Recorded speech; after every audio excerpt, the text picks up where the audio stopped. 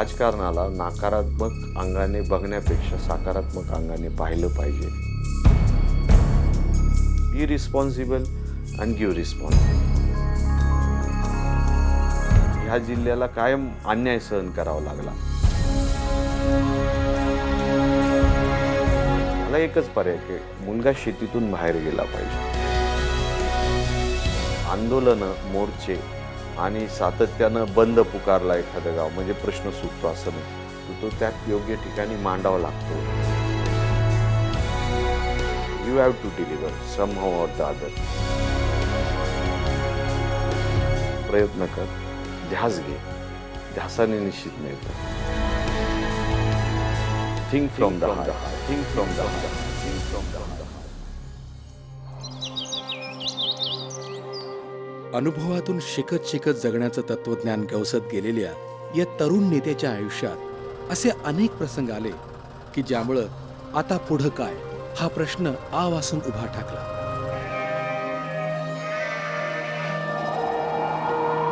निराशेचे ढग दाटून आले, पण आशीर्वादाकरता सरसावलेल्या हजारो हातांनी Demon which was haunting me stopped me from that. आणि महात्मा गांधींसारख्या विभूतींच्या विचारांनी पुन्हा पुन्हा उभारी दिली.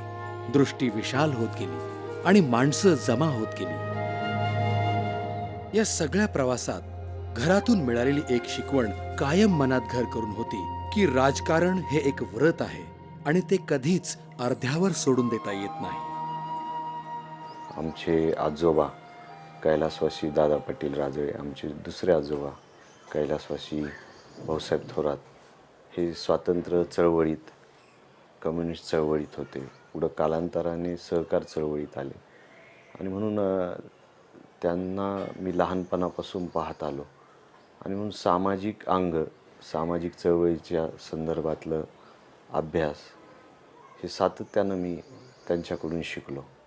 मला वाटतं कदाचित त्यांच्यातलीच उर्मी, त्यांच्यातलीच प्रेरणा माझ्यामध्ये आली असावी.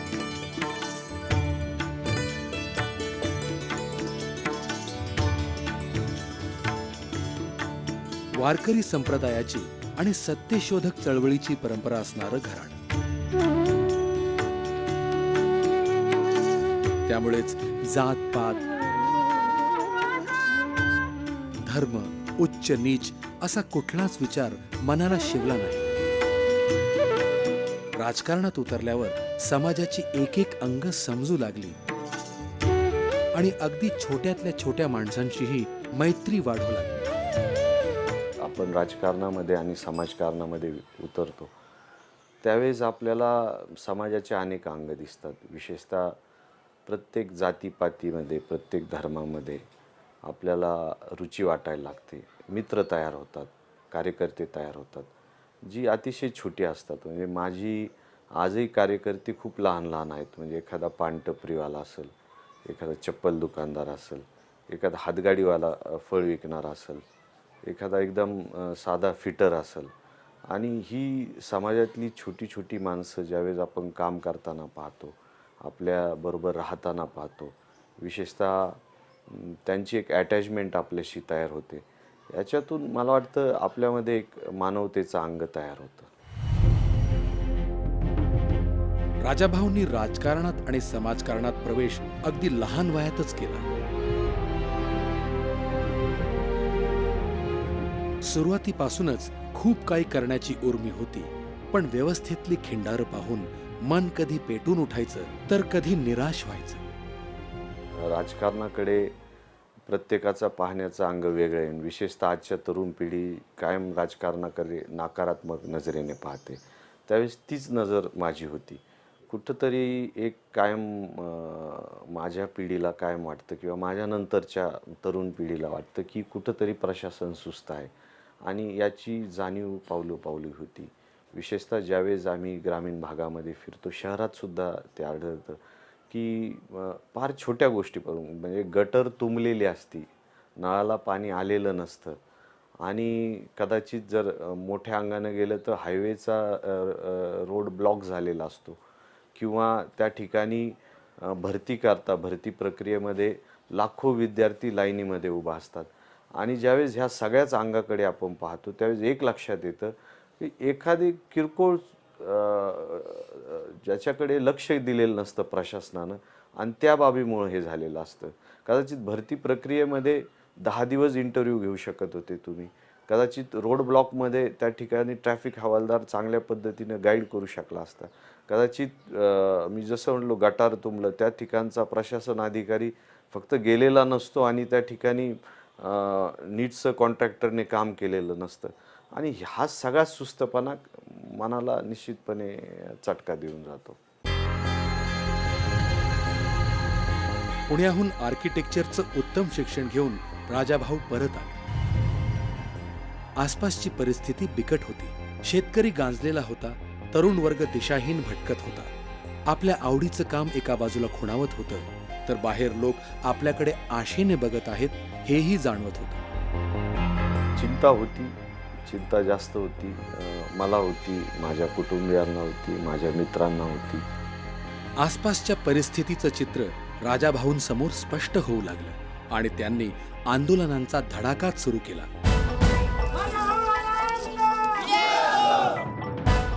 वीज माफीचं गाजर दाखवून शेतकऱ्यांना लुटणाऱ्या युती सरकारविरुद्ध त्यांनी आंदोलन सुरू केलं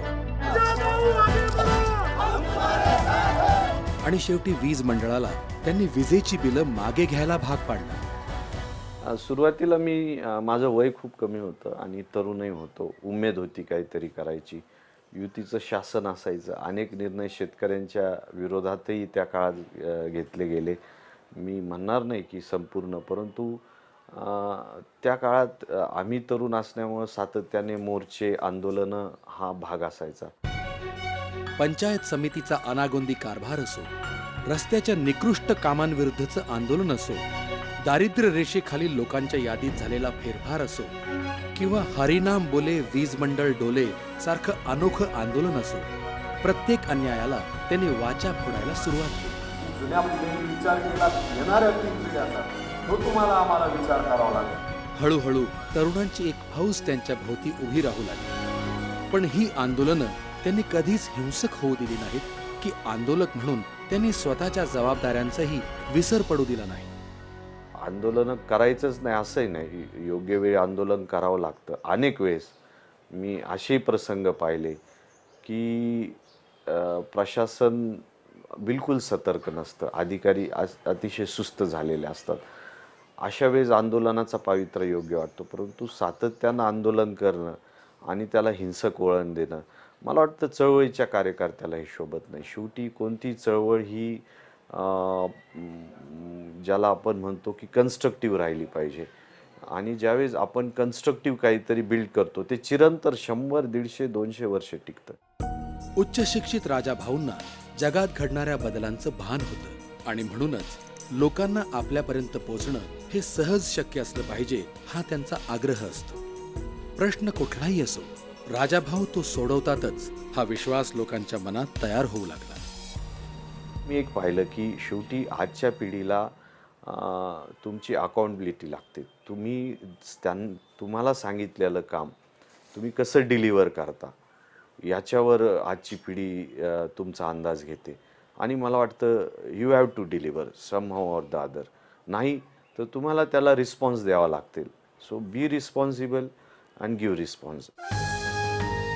मग याच लोकांनी त्यांना 2004च्या विधानसभेच्या निवडणुकीत उभं केलं आणि भरघोस मतांनी निवडूनही आणलं.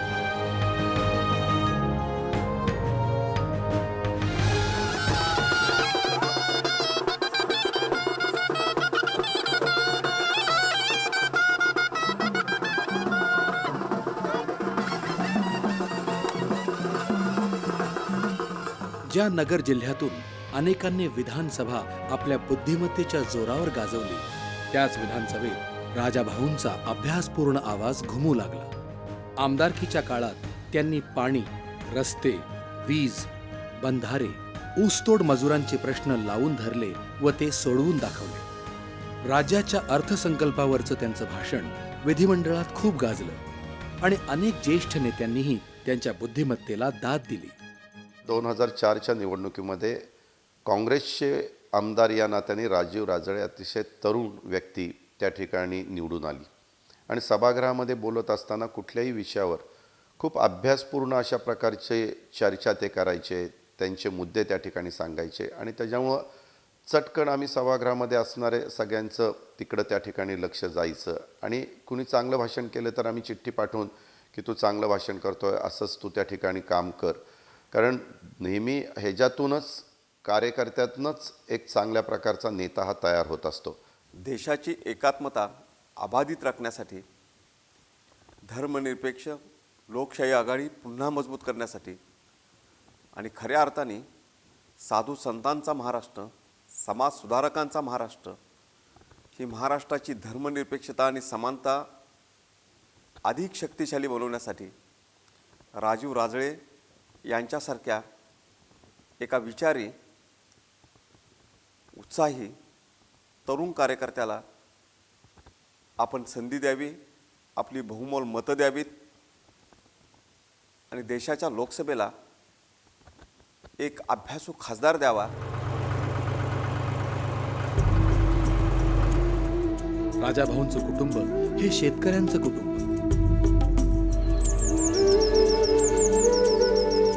ग्रामीण जीवनाशी राजाभाऊंची नाळ घट्ट जोडलेली.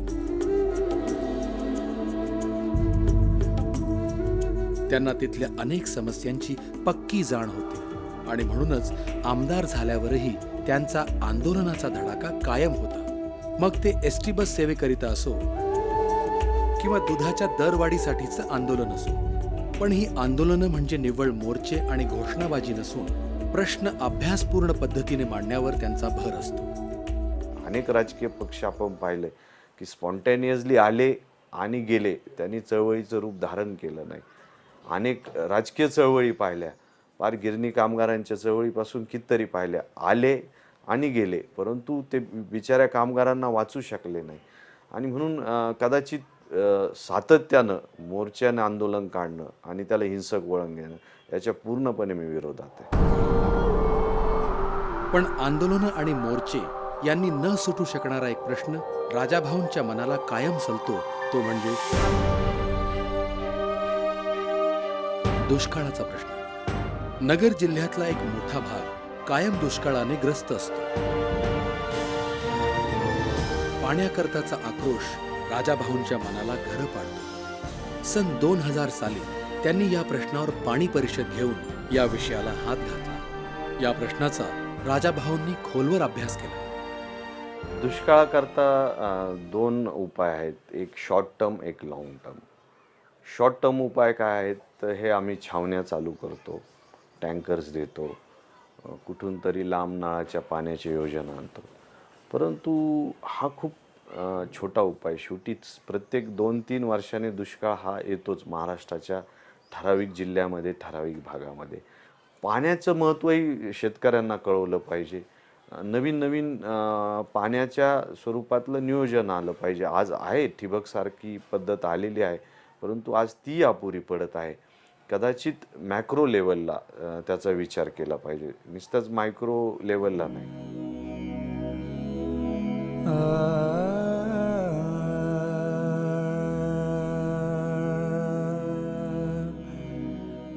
दुष्काळाचा सगळ्यात मोठा फटका हा घरातल्या स्त्रीला बसत असतो.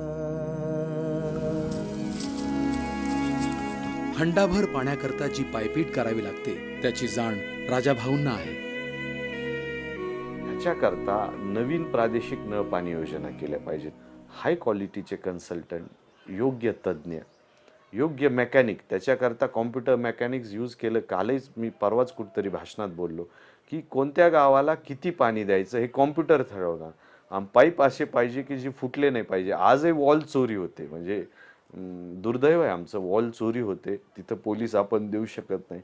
तर ह्या संदर्भात एक ब्रॉड ॲटिट्यूड, योग्य तो इन्व्हेस्टमेंट, योग्य तो कन्सल्टंट आणि योग्य ते धोरण घेतल्यानंतर 100% सोडू शकतो. पण याला खूप मोठं प्लॅनिंग लागेल. ह्या सगळ्या प्रवासात सन 2009 मध्ये त्यांनी लागोपाठ 2 पराभव पाहिले. सामाजिक जीवनात वावरणाऱ्या व्यक्तीच्या आयुष्यातला हा सगळ्यात बाका प्रसंग. पण राजाभाऊंनी स्वतःला सावरलं, कारण काही महिन्यातच भ्रमनिरास झालेल्यांची गर्दी पुन्हा जमू लागली. त्यांचे डोळे राजाभाऊंना शोधत होते. तरुण वयामध्ये अशा व्यक्तीला पराभवामध्ये खचून न जाता, नाउमेद न होता पुन्हा काम करायचं असतं. यश अपयश हे तर प्रत्येक ठिकाणी आपण पाहत असतो आणि लोकशाहीमध्ये देखील इंदिराजींचा पराभव झाला, परंतु ते कधी खचल्या नाही. इतर पण काही राजकीय नेत्यांची नावं आपल्याला घेता येतील, परंतु तेही खचले नाही. हे चालतं. त्याच्यातनं मी राजीवला सांगितलं की राजीव, तू काम करत राहा. आपण काम केलं, लोकांच्यामध्ये सतत राहिलो, लोकांचे प्रश्न सोडवले, तर लोक आपल्या पाठीशी उभे राहतात. राजाभाऊंच्या या कणखर चेहऱ्यामागे एक संवेदनशील मन लपलं, वाचनाची अफाट आवड, भारतीय तत्वज्ञानाचा प्रचंड व्यासंग. आणि म्हणूनच दलाई लामा ते नोबेल विजेते मोहम्मद युनुस या सगळ्यांबरोबर ते सहज वावरतात. जगाकडं पाहण्याची वेगळी दृष्टी, ज्याला आपण सेकंड विंडो म्हणतो, ती मला कदाचित त्या व्यासंगातून मिळाली. आणि आजही ज्यावेळेस मी आंतरराष्ट्रीय राजकारणावर, देशाच्या इतिहासावर, कदाचित इकॉनॉमिक्सवर, अर्थशास्त्रावर मी वाचन करतो, मला वाटतं ही दृष्टी, कदाचित हे व्यासंग मला काहीतरी योग्य ती दिशा देते आणि प्रेरणाही देते काम करण्याचं, जिद्दही देते. परंतु विशेषतः लोकांच्या भावनेकरता आपण सेल्फलेस सर्व्हिस ज्याला म्हणतो, समर्पित भावनेने काम केलं पाहिजे, याची उमेदही देते. आणि याच व्यासंगापोटी कधी ते शरद पवार बुक फेस्ट भरवतात, तर कधी शास्त्रीय संगीतातील उत्तम मैफिल जमवतात, तर कधी युवकांना प्रेरित करणारे व्याख्यानं ठेवतात. मी काय म्हणतो, 3 गोष्टी माझ्यात आलेल्या आहेत. एक, डू हार्ड वर्क. हे काय माझं वाक्य आहे की do hard work, be to the ground आणि थिंक फ्रॉम द हार्ट. हे 2-3 गोष्टी केल्या की माणसं आपाप हे करतात. म्हणजे मला वाटतं माझं ब्रीद वाक्यच थिंक फ्रॉम द हार्ट असावं, कदाचित त्यामुळं हे सगळं होत असेल. समाजाची नाडी अचूक समजलेल्या राजाभाऊंना हे जाणवतंय की ग्रामीण तरुणांची एक पिढी शेती व्यवसायापलीकडे स्वतःचं एक आयुष्य शोधते. एक तरुण पिढी आहे की जी शेतीकडे नाही, शिक्षण झालेलं आहे, बेरोजगार आहे. मी त्यांना हे सांगेल की एक काहीतरी तुम्ही फील्ड चूज करा. एक म्हणजे समजा तुम्हाला जर क्लरिकलमध्ये इंटरेस्ट असेल तर तुमची टायपिंग इम्प्रूव्ह पाहिजे, तुमचा स्टेनो इम्प्रूव्ह पाहिजे, तुम्ही त्याचा अभ्यास केला पाहिजे, तुम्हाला लेजर भरता आलं पाहिजे. तुम्हाला जर एखादं ठिकाणी नोकरी करायची असेल तर त्या पद्धतीचं तुम्ही शिक्षण घेतलं पाहिजे. तुम्हाला आधुनिक शेती करायची असेल तर त्या ठिकाणचं तंत्रज्ञान, मग ठिबक तंत्रज्ञान, मला वाटतं जनावरांचं विशेषतः दूध धंद्यातलं नवीन आधुनिकीकरण, त्या प्रकारे गायांची निगा, शेळ्यांची निगा, मेंढ्यांची निगा, तुम्हाला जे काय करायचं आहे उत्तम करा, त्याचा अभ्यास करा, सातत्यानं त्याचा ध्यास घ्या. ध्यासाने निश्चित मिळतं. ज्या नगर जिल्ह्याने देशाला अनेक उत्तुंग नेते दिले, तिथे गेली काही वर्ष नेतृत्वाचा खुजेपणा ठळकपणे दिसू लागलाय. ह्या जिल्ह्याला त्याचा दैदिप्यमान ऐतिहासिक वारसा परत मिळवून देण्याकरिता आज राजाभाऊंसारख्या उच्च शिक्षित आणि सर्वांना सामावून घेणाऱ्या नेतृत्वाची गरज अधिकच जाणवते. गेल्या 20-25 वर्षाच्या अहमदनगर, विशेषतः दक्षिण लोकसभा मतदारसंघामध्ये एक कायम नेतृत्वाची आणि विशेषतः लीडरची पोकळी राहिली. कोणतरी एक जणाने धोरण देऊन लोकांना, कार्यकर्त्यांना मोबिलाइज करणं, त्यांना एक दिशा देणं, त्या दिशेतून काम करून घेणं, हक्काकरता लढणं, प्रश्न मांडणं, प्रश्न सोडून घेणं, हे झालेलं नाही 10-20 वर्षातून. प्रक्रिया खुंटलेली आहे आणि म्हणून मी पाहतो की ह्या जिल्ह्याला कायम अन्याय सहन करावा लागला आणि मग अशीच प्रश्न प्रलंबित राहत गेली. प्रश्न सुटण्यापेक्षा ती क्लिष्ट होत गेली. एकाच वेळी हरिनाम सप्ताहात वावरणारा, कधी शेतीत रमणारा, कधी ईद साजरी करणारा, रस्त्यावर उतरून आंदोलन करणारा, तितक्याच तडफेने विधिमंडळ गाजवणारा, तत्वज्ञानाच्या डोहात डुंबणारा, पण वास्तवाचं जबरदस्त भान असणारा हा नेता पाहून कवी सुरेश भटांच्या ओळी आठवतात. रंगुनी रंगात साऱ्या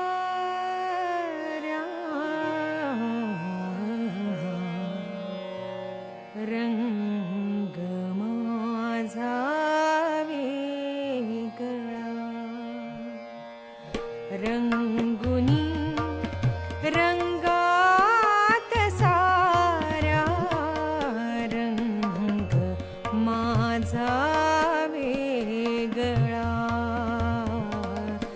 गुंतुनी गुंत्यात साऱ्या पाय माझा मोकळा रंग माझा वेगळा.